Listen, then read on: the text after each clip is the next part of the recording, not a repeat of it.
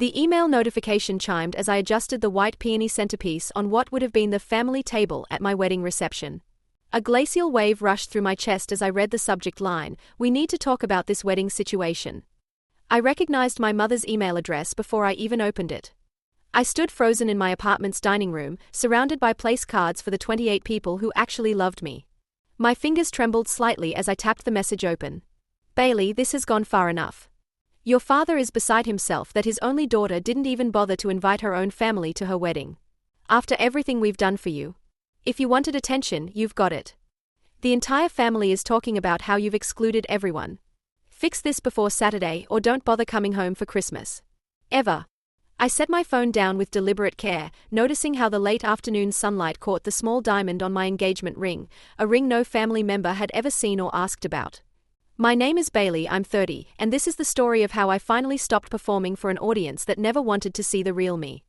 The place cards scattered across my dining table told the truth my family couldn't bear to hear. I hadn't forgotten to invite them. I had chosen not to. Each cream-colored card represented someone who had actually shown up in my life. Natalie, who drove 3 hours when I had pneumonia last winter, Dylan, who helped me move apartments twice, Greta, who called every Sunday just to check in. People who noticed when I wasn't in the room. More family drama?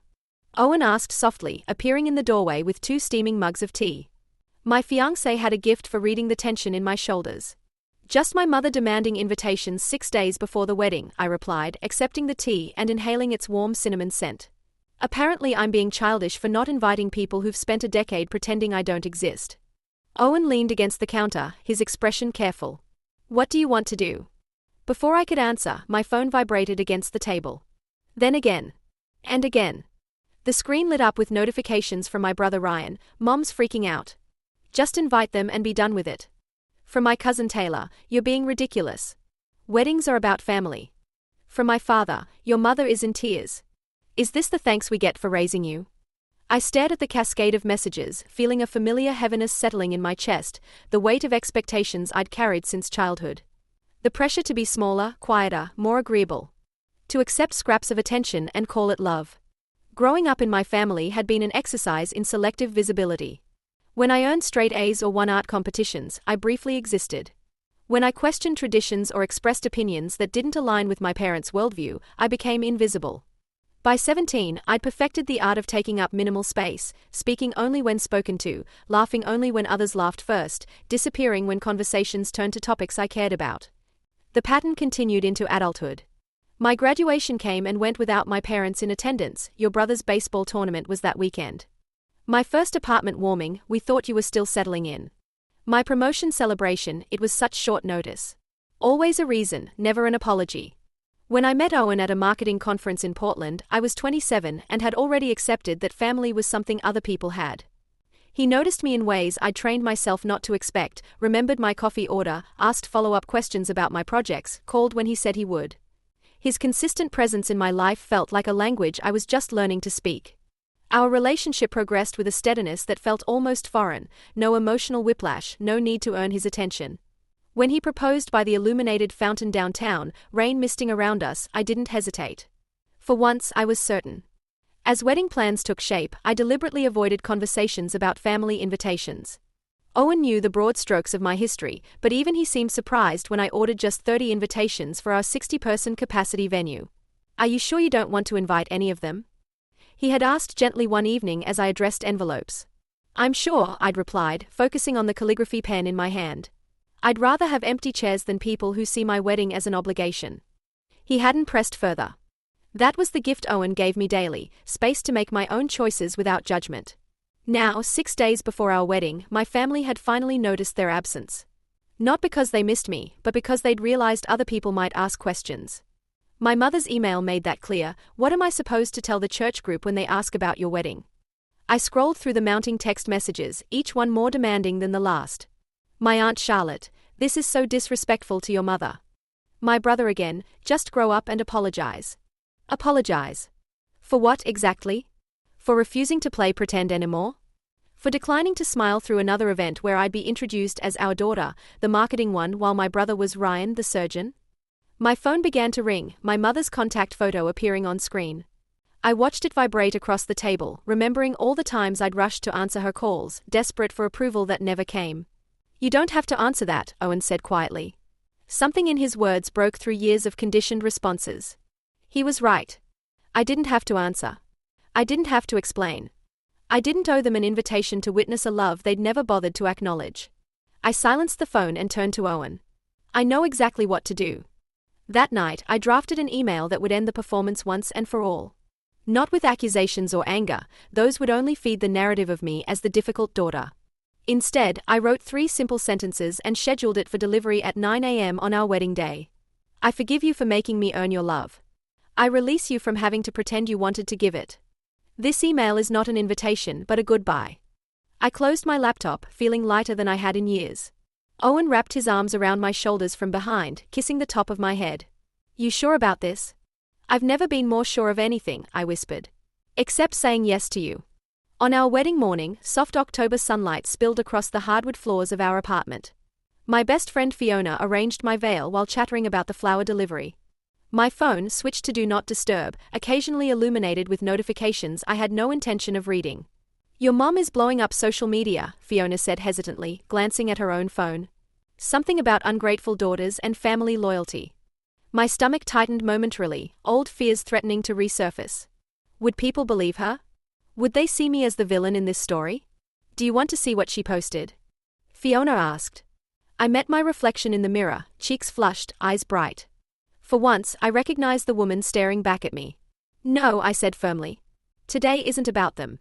Our ceremony was everything I'd hoped for, intimate, joyful, authentic. 28 people gathered in a garden strung with fairy lights, witnessing promises between 2 people who chose each other completely. No one sat in awkward silence during the speak now or forever hold your peace moment. No one made passive-aggressive remarks about my dress or the non-traditional vows. Every face I saw reflected genuine happiness for us. At the reception, held in a small venue just a 5-minute drive from the garden, while Owen twirled me around the dance floor, my phone vibrated persistently in Fiona's purse where she'd been keeping it safe. When we finally took a break from dancing, she approached with a troubled expression.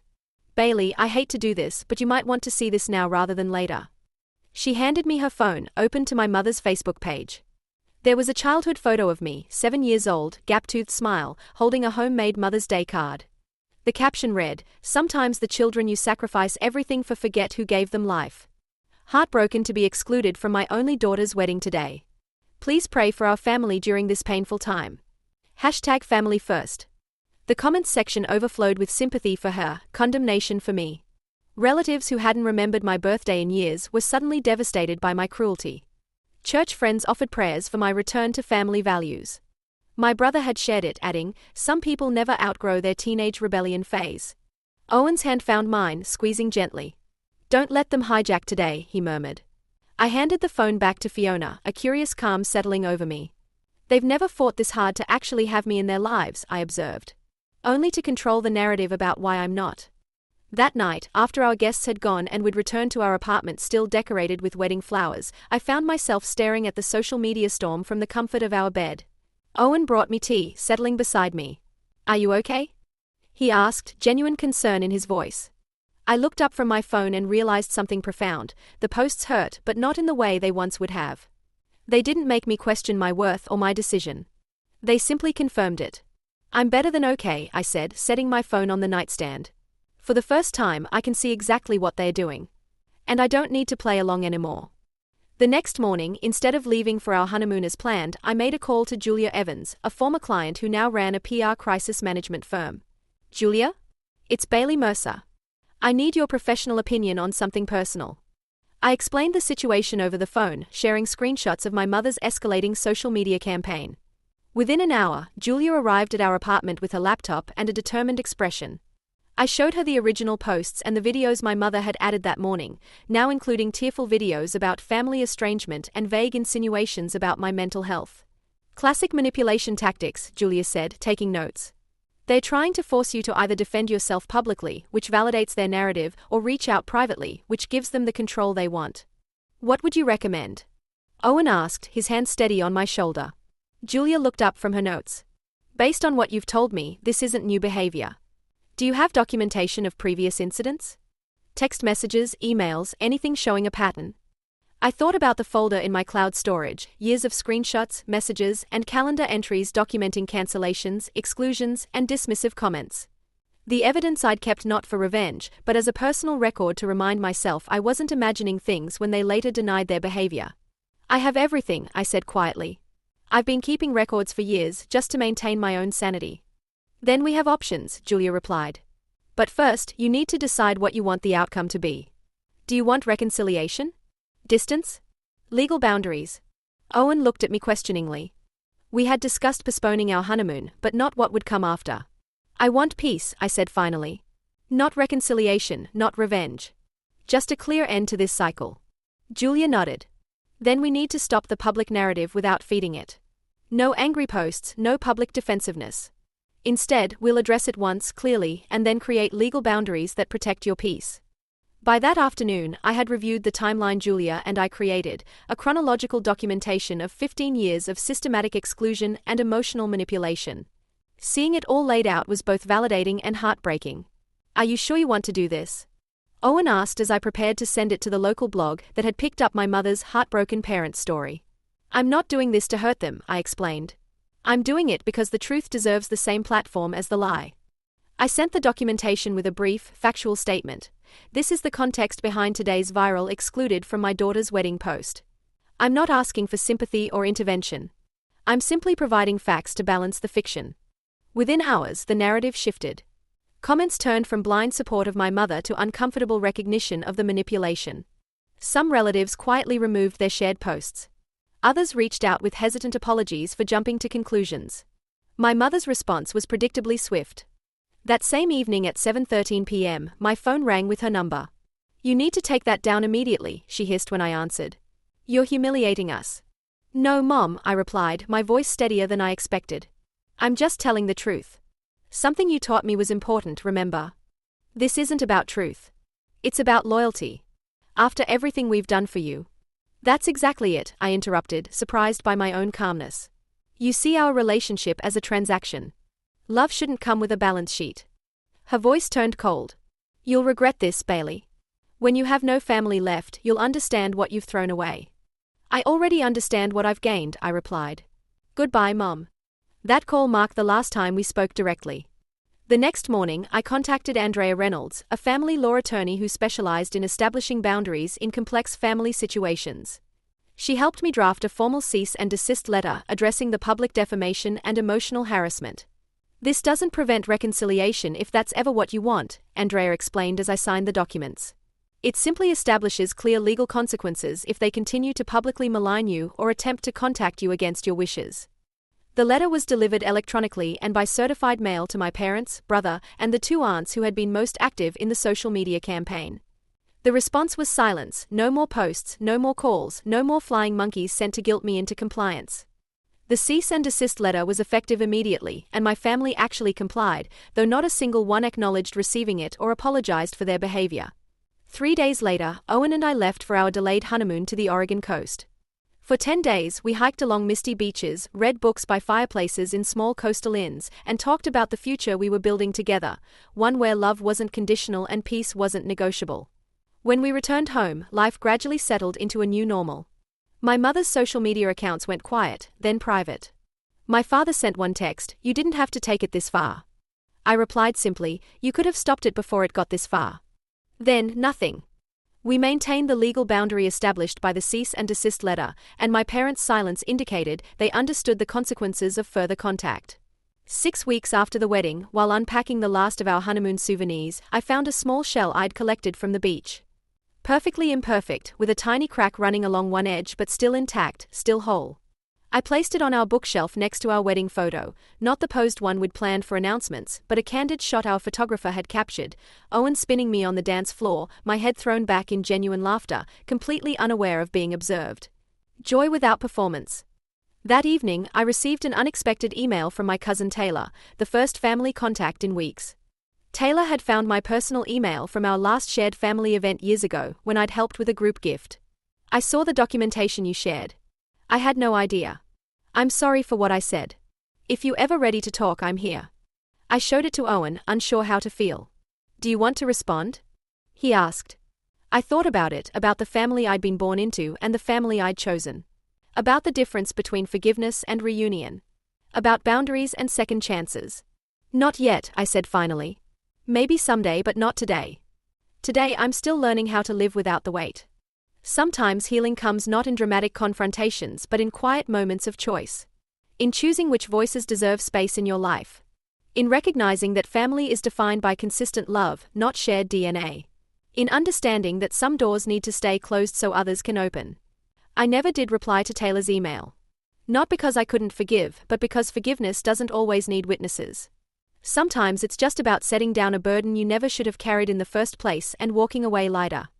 The final piece of mail from my family arrived 3 months after the wedding, a small envelope with my mother's handwriting, forwarded from my old address.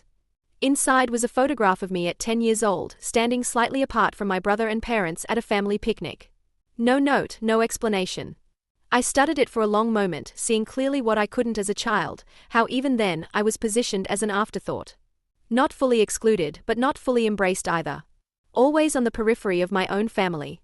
I slipped the photo into a different envelope and mailed it to Andrea with a brief note, for the file. Where it all began. Andrea confirmed receipt and added it to our documentation, in case we ever needed to take further legal action, though I hoped it wouldn't come to that. That night, Owen found me on our small balcony, watching the city lights below. "Everything okay?" he asked, wrapping a blanket around my shoulders. I leaned back against him, feeling the steady rhythm of his breathing. "Better than okay," I said truthfully. "I'm finally home." If you're sitting there right now, caught in the exhausting cycle of performing for people who can't see your worth, know this: the most powerful decision you'll ever make isn't about getting others to love you properly. It's about giving yourself permission to stop waiting for it. The family you choose, the people who love you without conditions, who see you completely, they are already out there. And they're worth every boundary you set to find them.